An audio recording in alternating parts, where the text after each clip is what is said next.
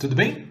Eu sou o professor Tiago e na aula de hoje nós vamos fazer a revisão dos conteúdos da primeira apostila a partir da resolução de alguns exercícios. Vamos lá? Essa primeira questão é uma questão que trabalha com o conteúdo das nossas primeiras aulas. Lá no início do ano letivo, a gente falou sobre o conceito de arte, sobre o conceito de literatura, sobre as relações entre o texto literário e outras formas de expressão artística, ok? Vamos lá? Então, considere o livro Hora de Alimentar Serpentes, de Marina Colasanti. Tem lá um trechinho do livro, portanto, para começar. Desejou ter a beleza de uma árvore frondosa tatuada nas costas, copa espraiada sobre os ombros. Temendo, porém, o longo sofrimento imposto pelas agulhas, as agulhas de tatuagem, né, claro, mandou tatuar na base da coluna, bem na base, a mínima semente, ok? Portanto, temendo que tatuar uma árvore, né, uma árvore grande, frondosa, representasse muita dor por conta do trabalho com as agulhas, pintou ali uma semente, na expectativa, claro, que aquela semente crescesse e se transformasse na árvore que ela havia visualizado anteriormente, ok? Observe a imagem ao lado que reproduz o quadro de René Magritte, chamado A Clarividência. Então, dê uma olhadinha no quadro ali, moçada. Vocês têm um autorretrato do René Magritte, né? Pintor francês.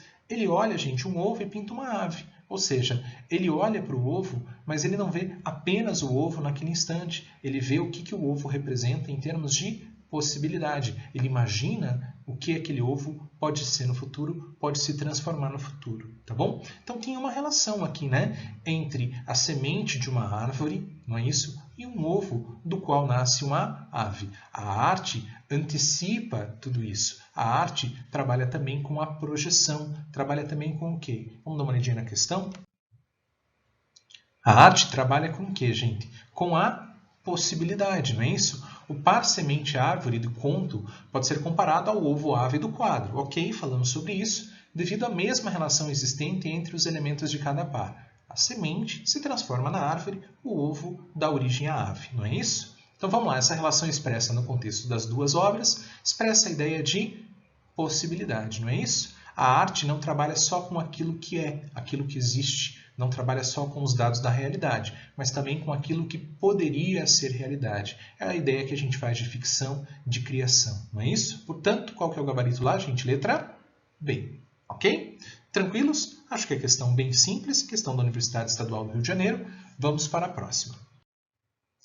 Bom, a segunda questão também trata, né, dos mesmos textos, do quadro e do trecho ali da Marina Colasanti, e diz o seguinte: tanto o conto de Marina Colasanti quanto o quadro de René Magritte põem em evidência a seguinte condição da criação artística: a razão, a beleza, a verdade ou a imaginação. Gente, a arte trabalha com a razão, claro.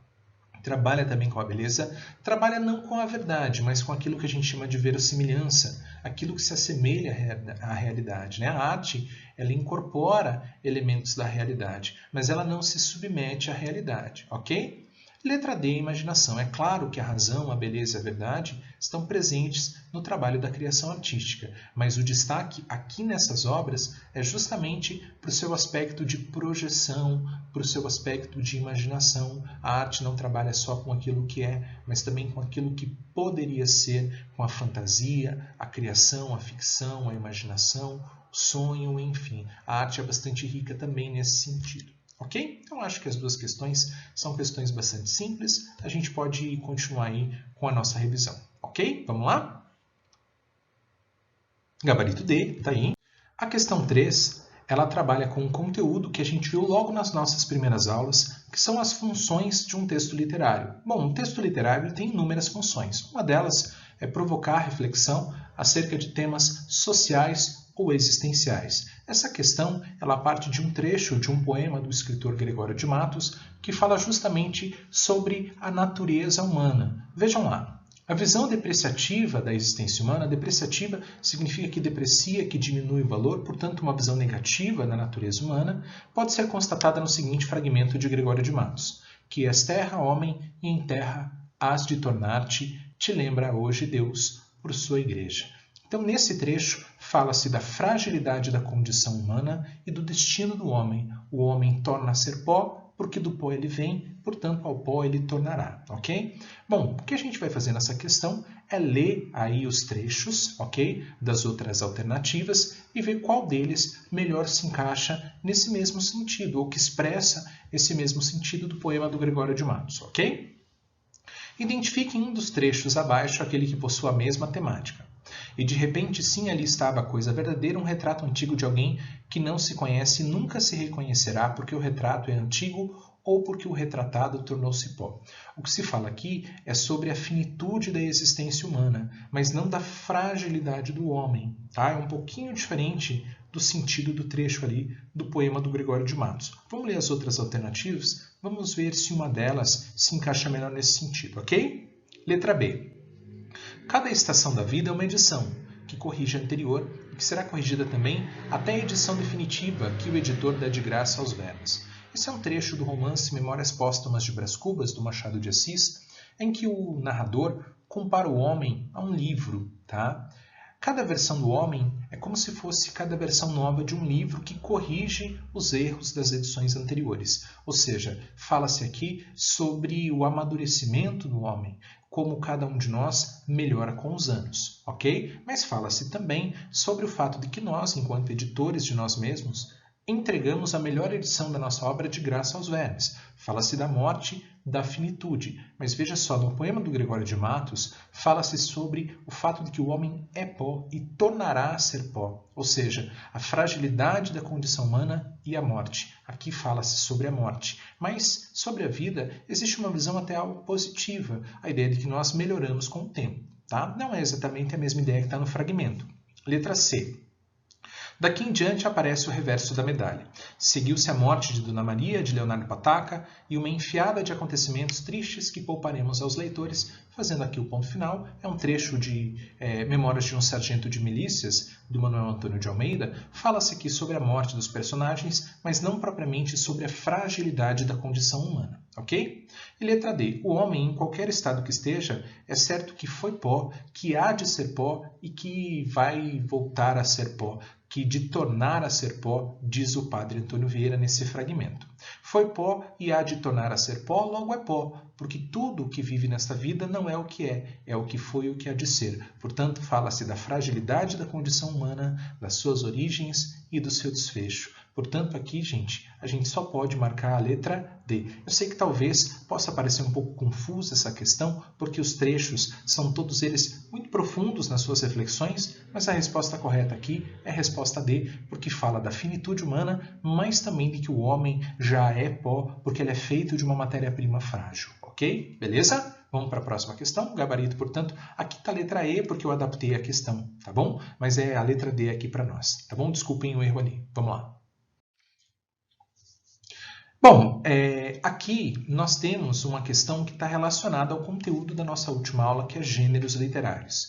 A gente falou sobre categorias de textos literários a partir de uma classificação feita por Aristóteles no século IV a.C. O que Aristóteles fez? Ele pegou todos os textos literários que circulavam à sua época e classificou esses textos de acordo com as suas características mais gerais, suas características principais. E ele identificou 3 categorias, 3 grupos de textos, 3 gêneros textuais na produção literária. O gênero épico, que é o gênero narrativo, ok? Tem esse nome em relação, em menção às epopeias. O gênero lírico, que são poemas mais curtos, de temática normalmente subjetiva, falando das emoções, a expressão do eu lírico, e o gênero dramático, que corresponde à produção teatral, ok? O que a gente tem aqui é um trecho de um poema do poeta brasileiro Olavo Bilac.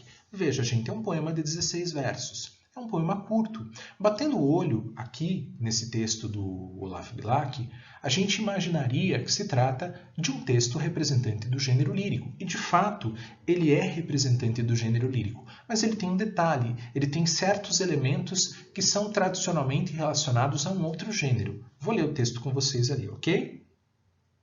Ergue-se Marco Antônio de repente, ouve-se um grito estrídulo que soa o silêncio cortando e longamente pelo deserto acampamento ecoa.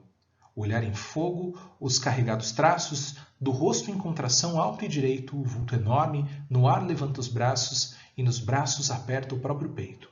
Olha em torno e desvaira, ergue a cortina, a vista longa pela noite afora nada vê. Longe, a porta purpurina do oriente em chamas vem raiando a aurora. E a noite foge. Em todo o firmamento vão se fechando os olhos das estrelas, só perturba a mudez do acampamento, o passo regular das sentinelas. Então perceba, é um poema, né? O texto trabalha com questões como sonoridade, né? Como ritmo, é um texto escrito em versos, mas ele também carrega em si elementos do gênero épico ou narrativo. Por quê? Porque aqui nós temos a ação, nós temos a narração de um momento, uma sequência de eventos. Vejam lá, ergue-se Marco Antônio de repente, houve um grito que soa o silêncio. Aqui, gente, é uma cena que ocorre no momento em que surge o dia. Portanto, esse texto, ele pertence ao gênero lírico, mas ele contém algumas características que normalmente nós associamos ao gênero épico, notadamente o seu caráter narrativo, o seu caráter de ação. Ok? Vejam lá. Embora pertença ao gênero lírico, ele está afirmando isso aqui, né, no enunciado, o excerto poético apresentado comporta características do gênero dramático, trágico, cômico, narrativo ou descritivo. Narrativo, não é isso? Por quê? Porque o gênero épico é o gênero narrativo. Vamos ver por quê. Uma vez que o sujeito poético faz um relato de parte do que acontece em um acampamento militar durante a noite. Portanto, embora pertença ao gênero lírico, ele tem características do gênero épico. Ok? Vamos lá? Portanto, gabarito letra D. Certinho? Sequência. A questão número 5 já é uma questão conhecida por nós. É uma das questões que eu encaminhei para vocês lá nesse período de distanciamento social, com a interrupção das aulas, né? E, enfim, é uma questão que trata das relações entre arte e realidade. De uma maneira geral, a arte sempre dialoga com a realidade histórica, social, em alguma medida, tá? O que a gente tem aqui, na questão do Enem, é um quadro da Tarsila do Amaral, um quadro chamado, né, Estrada de Ferro Central do Brasil. O quadro é de 1924. Vamos ver o que diz a questão? Uma das funções da obra de arte é representar o contexto sociocultural ao qual ela pertence. Produzida na primeira metade do século XX, a Estrada de Ferro Central do Brasil evidencia o processo de modernização pela... Então, olha só, gente, existe uma afirmação aqui no enunciado. Esse quadro, ele evidencia o processo de modernização, ok? Agora, como isso fica evidente, tá? Qual é o elemento do quadro que nos comunica aqui essa ideia de modernização, beleza? Vamos lá. A verticalização do espaço, eu vou mostrar aqui para vocês uma igreja, né? Tem uma igreja aqui no cantinho, ó, tá bom? Essa igreja, ela corresponde aí a uma construção de 2 ou 3 pavimentos. E percebam que as construções que estão ali próximas à igreja têm no máximo essa mesma altura, ó, são um pouquinho menores. São construções térreas, né, de um pavimento, às vezes, né, imóveis aí assobradados, enfim. Então não são prédios de 4, 6, 10 andares, né, que já representam uma metrópole moderna. Não é dessa forma que a modernização fica evidente aqui, portanto. Vamos ver as outras alternativas. Desconstrução da forma. Gente, a desconstrução da forma ou a recriação das formas é uma característica do modernismo e não dialoga necessariamente aqui com a modernização da cidade de São Paulo. Não é a desconstrução da forma, essa representação muito estilizada, né, das formas, dos postes, dos imóveis, enfim, que comunica a modernização, que é indicativo da modernização. Tá? Veja a letra C. A sobreposição de elementos. O que caracteriza um espaço urbano, muitas vezes? A aglomeração das construções, das pessoas, não é isso? No campo, tudo fica muito distante, muito afastado, tudo é muito grande, são espaços a céu aberto, enfim. Aqui não. Perceba que há uma sobreposição de elementos, né? Veja só, a própria estrada, ela se confunde com as linhas de transmissão da rede elétrica, né? Com os postes, enfim. A estrada se confunde com outras construções. Portanto, aqui nós temos a letra C. Por que não é a letra D ou a letra E? A letra D é a valorização da natureza. A natureza é um dos elementos, né? Não é o único. E a abstração do tema, na verdade, gente, a gente não tem aqui pintura abstrata, né? A gente tem, na verdade, uma representação da pintura moderna, uma desconstrução das formas, uma reconstrução das formas, mas não uma descaracterização completa dessas formas. Portanto, qual que é o gabarito aqui? Letra C, portanto. Ok? Espero que vocês tenham aí gostado da revisão, tenham achado útil. Qualquer dúvida, a gente está à disposição. Conversamos na sequência. Tá bom? Um abraço. Tchau, tchau.